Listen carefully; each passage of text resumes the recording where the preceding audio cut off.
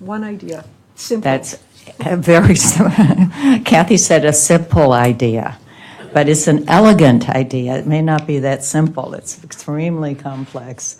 But it's a mantra that should be looked at because it is the common message that needs to be transmitted. Well, we're going to shift a little bit.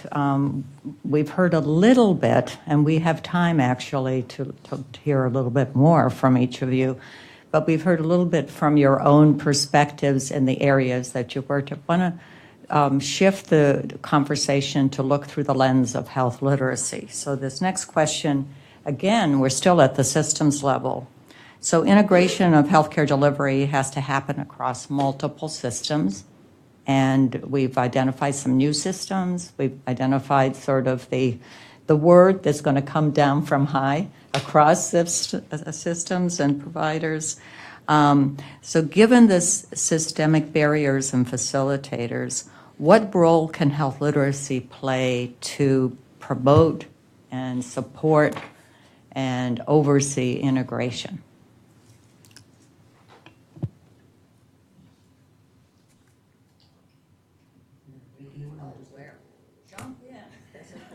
This is the time for those that are eager to jump in instead of my pointing to. Yeah. Ron, go. So I think that health literacy plays a role for us to get outside of our comfort zone. So I'll give you an example of some innovative things that are going on. We have sister deltas within our system that are partnering with their large employers, disease management programs, their pharmacy benefit providers, and they are able to produce a report that's identifying the abuses of opioids within their population, and then being able to provide counseling both to the dentist as well as to the members on what those abuses are and what the challenges are. So I think that if we take off the cover of just being dentistry and that our communication and our information talks about health in general, we have a better opportunity of being viewed as part of that healthcare system. As we are now, we are still, for the most part, very isolated to the mouth, when we know that there is so much more that we can communicate to our patients to help them maintain their oral health. And I think that the challenge is, for, at least in my environment, for us as a dental benefits company to actually go beyond what's traditional and actually explore those opportunities where we can educate individuals about what is the expansion from your mouth to the rest of your body. Thank you very much. It's using that as a platform to provide the education necessary, but also for the services to go from the dental profession out. George. That description you gave, Ron, very helpful to me because it also makes me think about how do we communicate in the various systems that we have. That is from the healthcare financing system to the individual provider. I heard a very clear and motivating interview between Wilson Wong and also Karen Osborne, talking about health literacy and the provision of care. And it made me think about this being applicable across multiple dimensions. And it had to do with the idea that health literacy is a two-way street. That's not a new notion, and we've talked about that already. It comes from the patient to the provider, from the provider to the patient, and also from systems to members of that system. You talked about, Ryan, you talked about educating, providing education for the dentists, for the healthcare providers, I'm going to say. And the two dimensions that were very stimulating to me were things that we might not normally think about, and it had to do with cultural humility as well as unconscious bias in the communications. And in that discussion, Wilson mentioned in that interview, Wilson mentioned assumptions that we make. Assumptions that we make when we have an encounter. That could be with an institution having an encounter with its membership, or it could institutional leaders when they have an encounter with their membership, and also the individual provider. And the idea is that when there is an encounter, there are certain signals that are given. If we think about a patient, the signals that a patient will give will be and this comes from that interview, so I want to acknowledge that, but it's very stimulating. There's signals, the way the patient dressed, the way the patient speaks, the grammar that the patient uses, the body language, all of those signals come in that encounter.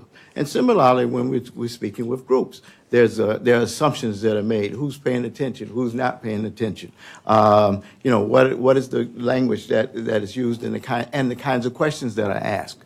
So that requires, and when we start to make assumptions, those assumptions oftentimes will be immediate, and they'll also be automatic. And Wilson made the point that we need to be aware when we're starting to make assumptions. That's one of the things, because patients and communities and groups will pick up on those signals coming from the provider or coming from the leader, and that becomes a part of that experience. So it's important that we recognize when we are going to have when we are starting a conversation or starting an encounter that we all have tendency to make automatic judgments, because that's the way our brain works, and we operate on those judgments, and sometimes, and that will go all the way to stereotypes.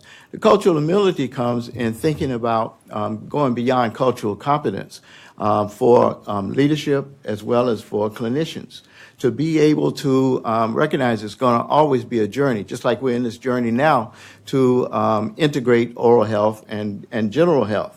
And thinking about and being aware of the assumptions that we make is so important. I believe that those two elements become important in any of the encounters or any of the messaging that we use. I've also learned that it's important to, and we've heard about it, that that the messages are culturally competent. There's a culture for every single stage in the hierarchy that we're talking about. Finally, I think that I think it's important to seriously consider where unconscious bias fits into the literacy, because it fits into health literacy, because it is about communication, and it's about appropriate as well as culturally sensitive communications across the board. So broadening our view of where unconscious bias might occur at a system level as well as at the interpersonal level, and also looking at our traversing the journey of cultural humility, again, from a systems level all the way to the individual encounters that we have. So that's where I think one of the pathways, one of the drivers in the pathway could be. Now, you're raising very important points that need to be considered, and one can elevate that up to the organizational and systems level in terms of everything from facility design to the way in which staff are oriented and trained, to those indicators and signage and other aspects that allow people to easily access those organizations and their policies and ways that they're articulated as well. I just want to say one other thing. You made me, just listening to your comments, you made me think about the whole notion of belonging. That's another piece that becomes play. A prime example is the enculturation of dentists into healthcare. A lot of times, dentists don't feel as though they belong to the broader healthcare system. A lot of times it's probably an understatement. I'll say. And yet, that's a part of the healthcare education system. When you talked, Anita, about interprofessional education, interprofessional practice, this is where that we build that sense of belonging together. And our principles have to do with improving the health of our patients and improving the health of our population. Anita. I couldn't agree more, obviously. But I want to consider the other voice, the voice of the consumer, for a moment, because I think that we actually, if we look around at some of the changes that are happening, the advances in technology and immediate accessibility of information, that we're really on the verge of a paradigm shift and potentially a tsunami. And the wave to push that tsunami along really is oral health literacy. And I think it's going to get us to a place where we may have more of a consumer-first integrated mindset. And so I want to unpack that by way of example. In 1993, I was asked to teach a course called Evidence-Based Medicine. Well, not many people had heard of that. In fact, there were probably as many educational programs integrating EBM as there was oral health at the time of the first Surgeon General's report, so not many. And what I learned when I started to do that, because I knew nothing about EBM either, was that students pushed back. They said things like, why should I learn this? Nobody else is doing it. That's someone else's job. You know, providers and preceptors would say, oh, are you questioning my clinical judgment? This is my area of expertise. We would have policymakers and payers trying to figure out and struggling with how to integrate this new science and this new technology into the way we pay for and manage care. So 2 years later, those same preceptors were calling us to thank us for sending them these students, for teaching them how to do and think in different ways about the kinds of medicine they were teaching. And it really extended them from their practice and the years of clinical experience to a much broader-based practice-based research network. So what's my point? Well, my point is that the behavior of the providers didn't change necessarily because we were sending them students. It changed because patients were bringing in new information that they saw on the internet and asking them how it applied to their situation. And those providers hadn't seen the same information the patients were seeing. They didn't have the literacy to really understand new science or to know anything about how to culturally apply it appropriately in that context. So my point is really, I think that our communities and patients need culturally accessible, readily accessible information about their oral health, but they're always also going to need providers and leaders across the health professions that are going to help them figure out how to personalize this and apply it to their care. So given the wicked problem of oral health with no one solution and no one path to integrated care, I'm really hoping that oral health literacy is really the tsunami of change that activates patients and moves us forward in a more integrated care delivery system. Thank you, Kathy. I think it's interesting, Anita, because I was kind of going in the same direction, but adapting it a little differently. You were going through the education system, and I would actually go through the insurance-based networks, because I think that can't hear that it's difficult for patients to get.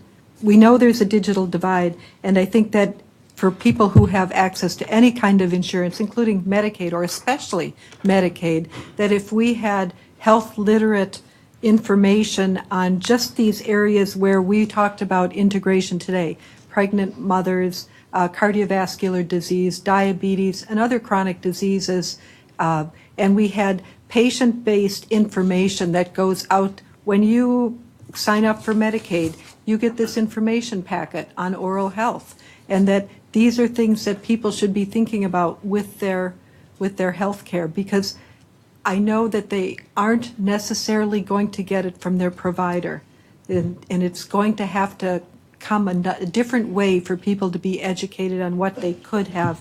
In my example on this is a personal one. A colleague's husband, after her death, he was talking to me about he wanted to have more periodontal cleanings, and because I knew he had heart disease and he's overweight and he has diabetes, I said, well, your insurance will pay for 3 cleanings a year. And he says, no, they told me only 2. And so I wrote out the information for him, and he took it in, written down, and he told his dentist and gave this to him, and the dentist checked and said, oh yeah, in your case you can have 3. But the practice didn't know, the practice didn't offer it to him, so we need to get information directly to the patient so that they can have ombuds people giving them information that they can use to get the care they need, I think, and that would be a health literate message. So I'm going to, just from the conversations we've had here, we have a few minutes if these 3 panel members want to ask Kathy any questions, or if Kathy wants to ask these 3 panel members any questions, I welcome that. And then I'm going to say a few concluding remarks, but then open it up for Can I us to start? be able to get in. I'd like to ask a question to Dr. Inch.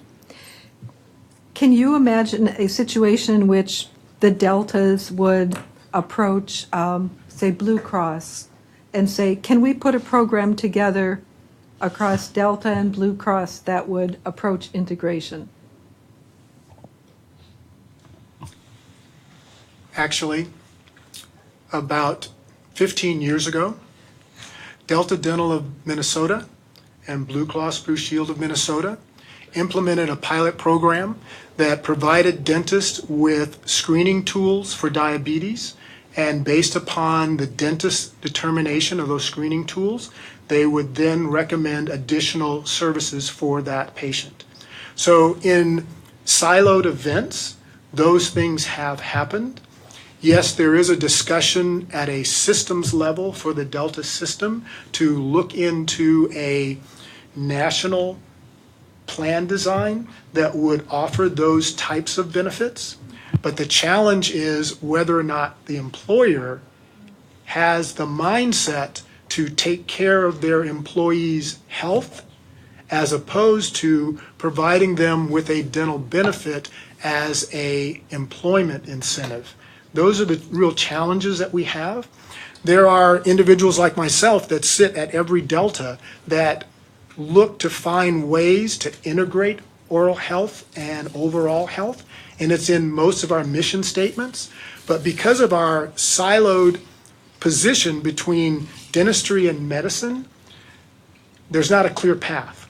But there are facilitators that are entering into the marketplace that will sit between the medical plan, its disease management program, and the dental plan and the dental providers to be able to allow for information to pass between the two.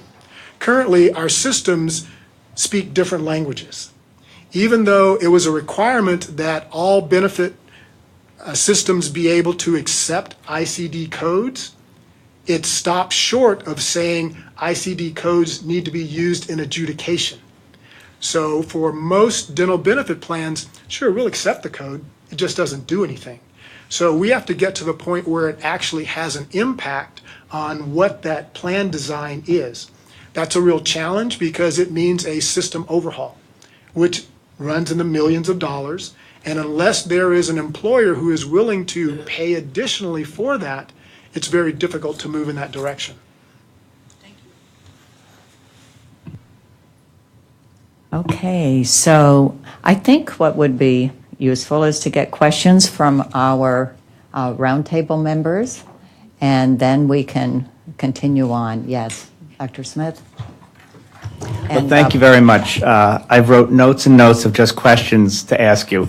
But I'm a primary care physician. I have been for 42 years. I can tell you that I have never seen a dental record of any patient I have ever cared for.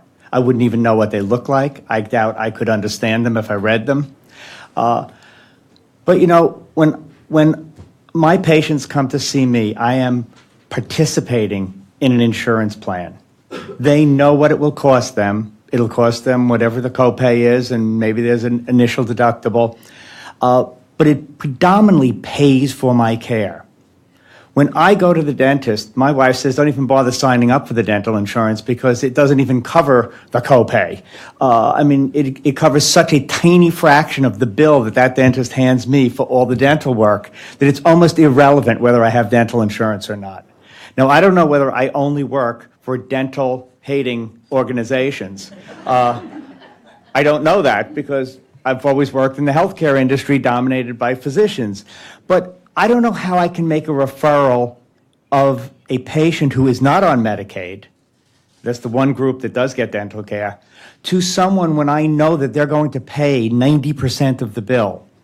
And why are we so far divergent in the proportion of the cost of care that dental versus medical insurance pays for?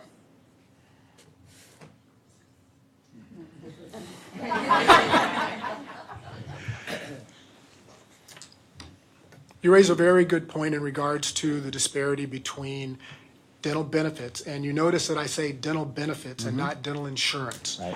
because that is really the distinction in that, and I'll go back in history. So when, after the Second World War, when there was kind of a freeze on wages, benefits became an additional incentive for employment. And dental benefits were developed within that same regard, in that they were simply what the employer was willing to pay to keep that employee, not to influence their health, not to influence whether or not they take care of their oral health, but as an employment incentive. Now, there are plans, and you can cite Delta Dental was the first dental-only benefits company. Started in Washington, California, and Hawaii. And it started for the children of the longshoremen. And that dental benefits plan still exists today, and it has 100% coverage. So it's an economic challenge, because the biggest thing you hear is your maximums haven't increased since 1970. It's $1,000, maybe $1,500. If you're lucky, maybe $2,000. And the reason for that is, if you do the actuarial analysis, only about 3 to 5% of all people who have dental benefits actually exceed their maximum. So there's a governor there. You're out of pocket. The amount that you have to pay is the true governor on how much services you will receive. So it's until we get to a point where we stop talking about dental services and we talk about oral health services, and it's in the context of health that we can actually look towards insurance around it. So insurance is for catastrophic cost. And I'll say this, and I'm sure a lot of dentists in the room may be offended by it, but our industry has gone untethered in regards to cost. And that is one of our biggest challenges now, because what you pay for a crown may be equivalent to a surgical procedure that you perform. Whereas you weigh the value between those two, dollar-wise, they don't necessarily match up. But we're based around a limited benefit, which is a financial incentive for that patient. So until we can move to oral health insurance, which is an aspiration that I hope I live to see, you're still going to have that disparity. But one thing I will say is that the majority of dental benefits plans for preventive and diagnostic procedures are covered at 100%. So for the things that we're talking about here in regards to periodontal disease and the initial treatments, the non-surgical treatments, most of those are covered at a significant percentage, so the copay is less. And there are a number of plans that actually remove the copay if there is also a diagnosis of a systemic disease. There you go. I'm going to go from Dr. Wilson. Well, Thank you. I'm a pediatrician, and we definitely are very much pro oral health assessments. But I wanted to ask maybe a two-part question, because I wanted Dr. Atkinson and Dr. Ng specifically to go a little bit deeper dive in the costs. You mentioned triple aim, and well, I don't know whether there's studies to demonstrate given an integrated system, you can offset costs. And so I'd like for you to speak a little bit to that. And my other question, I guess anyone on the panel could discuss, is the cultural shift that would require, because all of us, whether you're in the dentistry profession or primary care, you have to really talk about how do you shift the culture. So what do you think are key factors? I know leadership is one, but other factors that may be pertinent to causing that shift in our community of practices. Okay. Kathy, do you want to start and then Ron or Anita? So I'm thinking how to approach this. So pediatric dentistry is actually the one area where there's the most evidence, and there has been some evidence from the North Carolina and from other places that to get the early childhood children before 42 months old seen by a dentist can prevent particularly things such as the really devastating early childhood caries, which can require hospital treatment for the child, as well as it's very disheartening for the family and all to have this done. And so there is a short time cost in terms of not having to have hospital-based care in order to have this. I haven't seen long-term studies that have followed it out, say, over 20 years, for example. I don't know if anybody else has seen those studies, but I haven't seen any studies that have followed children who got preventive oral health services that long. Actually, it couldn't be 20 years because basically the literature only goes about 17 years now. So we don't have long-term studies, but there is short-term effective studies looking at cost and how to shift the attention. You know, this is the one area where you actually have the leadership on board. So there have been survey reports, statewide survey reports of what pediatricians do, and there have been there are guidelines and consensus statements. The American Academy of Pediatrics has a policy statement. The U.S. Preventive Services Task Force has a recommendation, and the Bright Futures has a recommendation for this. So I think that the leadership is on board for doing this, and I think that it's well ingrained in both pediatric dentists and pediatricians, I think. Do you disagree? If we could continue, we have a few minutes. I'd like to capture all the questions and comments of the members, and then maybe we can take time to answer them, but I want to get them on record. So, Dr. O'Leary. Thank you. I think this is a really interesting conversation at a system level, and I was really interested in what Anita was saying about this sort of tsunami idea and health literacy as being a tool to push forward. But when I sort of wrap that around some of the other comments about belonging and professional experience, and I'm sort of struck by if the dentist and professional level folks can't figure out how to push their way in with the other doctors, I'm trying to think about how do we get consumers to find that weight and space in a field that seems particularly resistant. So I wonder if you can say some more about how you think we move that. So I'm going to capture each of these questions, and then we'll go with Dr. Martinez. So this is really, first of all, I just want to say in terms of that question, I think that this is sort of which is the group that really can open the door? Do both groups need to work together? Who leads, who follows? So thank you. So similarly, I'm a primary care physician, and I actually help lead a HRSA-funded interprofessional grant, primary care grant at our institution. And I think the doctors are on board, right? So we screen universally for these things. But it goes back to the point that Dean Smith made, that I think that without payment reform, it's never really going to happen, despite needing all the multifaceted approaches. So I guess my question is more just, sort of taking guidelines from CMS around value-based contracting and alternative payment models. I feel like until there is a plethora of evidence-based data out there to prove the cost effectiveness, the health outcomes, the effectiveness. CMS will never sort of, USPTF is never going to say, sure, we should start to universally do this and we should start to universally fund these kinds of initiatives. So my question is, just like in medicine, how do we get dental researchers to build that capacity to do that work so that we can then provide the compelling arguments to all these agencies that these things need to be funded and done?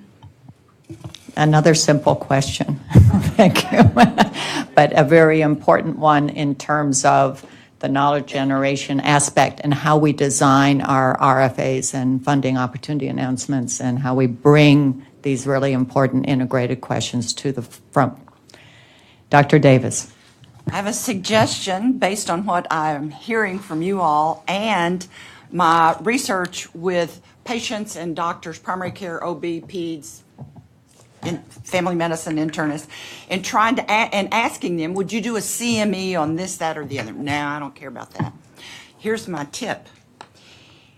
Do the CME on diabetes or asthma, and then weave in some dental stuff and maybe some health literacy talking points about what the primary care doctor could say to the pregnant woman, the mama, whatever, about diabetes, asthma, whatever it is, that's the dental aspect of it. I don't know how to get the dentist on board, but that's my primary care doctor. Okay, any other questions we can put on the docket? Oh, I have to stand up? Please go ahead. Yeah, thank you for an interesting presentation. I think my question is, I think Dr. Taylor was saying a lot about we need to create knowledge about the link of periodontal health to diabetes outcomes, and everyone has mentioned that. But then it's whose responsibility is it? Because for the past couple of years, I've done a lot of work, a lot of research with patients with diabetes, and many of them, dental health is not their priority. And so whose responsibility is it to be able to communicate that information to them and sort of strengthen and garner action towards actually thinking of their oral health? Dental health as a priority. Please, and then I know I have Nicole and Lindsay in the back. Yes, please go ahead. I'm Jennifer Dillahay with the Arkansas Department of Health, and I was thinking about all of these are health systems. We haven't really talked about it in terms of our public health systems. And I think there are some good opportunities in public health for integrating primary care and oral health. And we haven't really talked about that today, so I just wanted to highlight that, and perhaps some of the conversation during the rest of the day could try to integrate some of that. Thank you. So you're raising the issue that we haven't really highlighted the public health systems. I know the federally qualified health centers were highlighted in the commission paper, but I'm hoping through the next panels that we will have, we will be able to revisit issues of public health knowledge, literacy, and the system itself. So Nicole and Lindsay. Hi, Nicole Holland from Tufts School of Dental Medicine. So I don't have a question per se. I think that can be answered right here, but I really appreciated Dr. Atchison's question regarding, or more so statement, that so many of the dentists are still in private practice. And when we think about health literacy as a way to facilitate this integration, and just even the discourse today regarding this silo, as if it's always potentially a negative thing as a barrier for integration. And I just think about these dentists potentially in private practice where that silo is somewhat protective for them from a lot of the concepts that Ron was speaking about in terms of a crown costing, the value of a crown versus the value of a different surgical procedure, and how things might be untethered thus far in terms of insurance and payment. And so maybe my broader question is, how do we, within the dental community, approach that potential silo, thinking about more pure reasons as to why we do what we do, and compare that with the incentivizing, with what Ron is speaking about, how much we're getting paid and the reimbursement economic structures. And the key takeaway point for me is, well, maybe how do we address the fact that that silo may not necessarily be a negative thing for some people? And how do we start addressing that conversation and who takes that on regarding the ownership? So. That's a paper, Nicole. It needs to be written. Can I capture one more question, Sure. Dr. Ossoff? So Lindsay, and then we'll be able to wrap up. Thank you. Yeah, thank you. Yes, Lindsay Robinson from Organized Dentistry, American Dental Association, the California Dental Association. And thank you so much. Great panel, and I so much look forward to what's to come for the rest of the day. I wanted to get back to this issue about the evidence base related to what dentistry can offer in terms of cost savings and improvement of overall health. And there is some evidence. It's weak evidence, though. It's weak. And there is evidence, though, and it's been conducted through looking at claims data from companies that offer both medical and dental benefits. United Concordia, the Marjorie Jeffcoat study from the University of Pennsylvania, the Avalier study using CMS data, same thing. But it's all retrospective.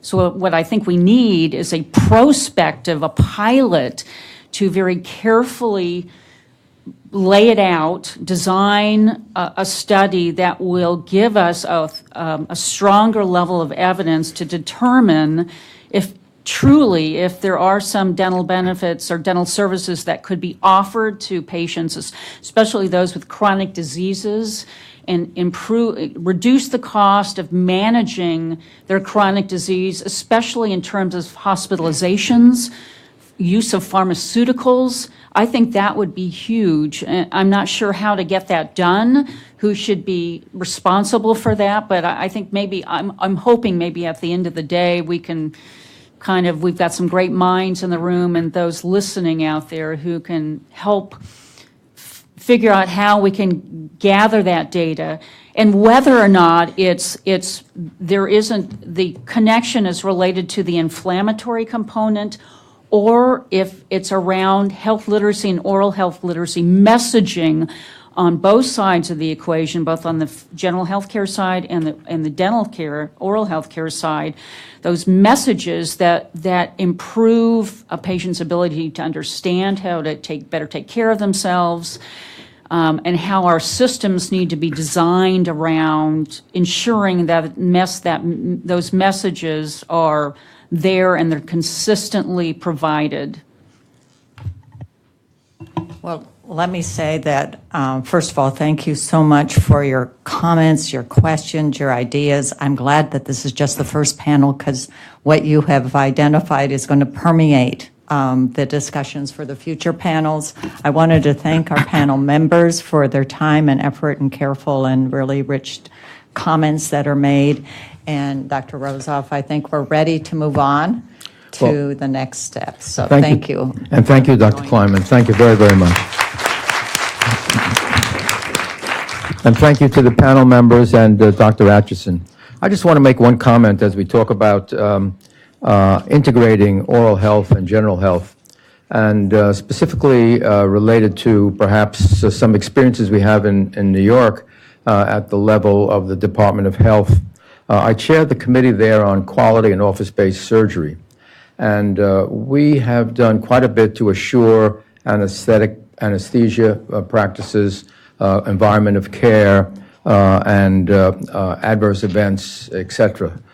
In medicine. However, dentistry sits in the Department of Education, so we couldn't integrate the changes that we legislated, actually, following developing some guidelines, with the Department of Education and General Dentistry, and specifically oral surgery. So that type of integration has to occur at multiple levels, and clearly health literacy would help that. But it's something we really need to discuss before the end of the day as we move on to this whole grand discussion of integrating oral health and general health, which is really very important. So thanks very much for the first panel. We have a break now until 10:30, and we'll start again pretty much on time at 10:30. Thanks very much.